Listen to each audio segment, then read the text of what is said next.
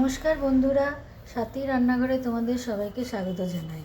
আজ রাখি পূর্ণিমা, সেই উপলক্ষে আমি একটা নতুন মিষ্টি রেসিপি তোমাদের জন্য নিয়ে এলাম, যার নাম হলো পঞ্চরস পিঠে। চলো এই পিঠে বানানোর জন্য আমাদের কি কি লাগবে দেখে নিই।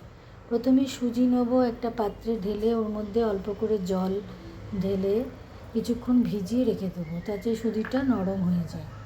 এরপরে সিমুই একটুখানি সেদ্ধ করার জন্য জল গরম করে ওর মধ্যে ঘি দিয়ে সিমুইটা ঢেলে কিছুক্ষণ নেড়ে গ্যাস বন্ধ করে ঢেকে রেখে দেবো, তাহলে সিমুইটা এরকম সেদ্ধ হয়ে যাবে। তারপরে সমস্ত উপকরণগুলো এই পিঠে বানানোর জন্য যা যা লাগবে সেগুলো একসঙ্গে জড়ো করে নেব।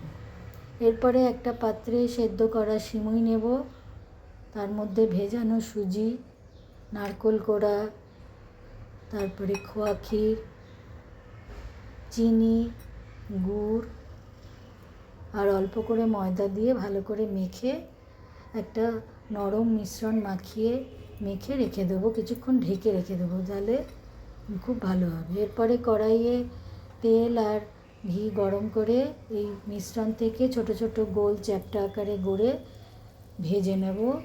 খুব লাল করে ভাজবো না, আবার খুব নরমও থাকবে এরম করে ভাজবো না, মুচমুচে হবে এরম করে ভেজে নেব। খুব কড়া আছে না ভেজে মধ্যম থেকে কম আছে এগুলো ভেজে নেব। এইভাবে লাল লাল করে যখন ভাজা হয়ে যাবে এখন উঠিয়ে রেখে নেব। তারপরে অন্য একটা পাত্রে দুধ গরম করে, এটা 1 লিটার দুধকে একটু ঘন করে নেব, ওর মধ্যে এলাচ আর তেজপাতা দেব, চিনি গুড় দিয়ে ভালো করে নেড়ে কিছুক্ষণ ঘন ঘন হয়ে আসবে ততক্ষণ নেড়ে নেব।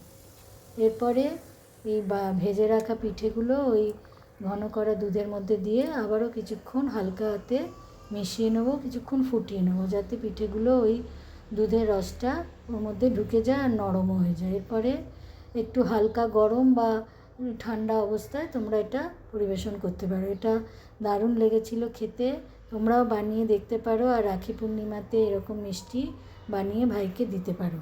তোমরা সবাই ভালো থেকো, আজ আসি, অনেক ধন্যবাদ।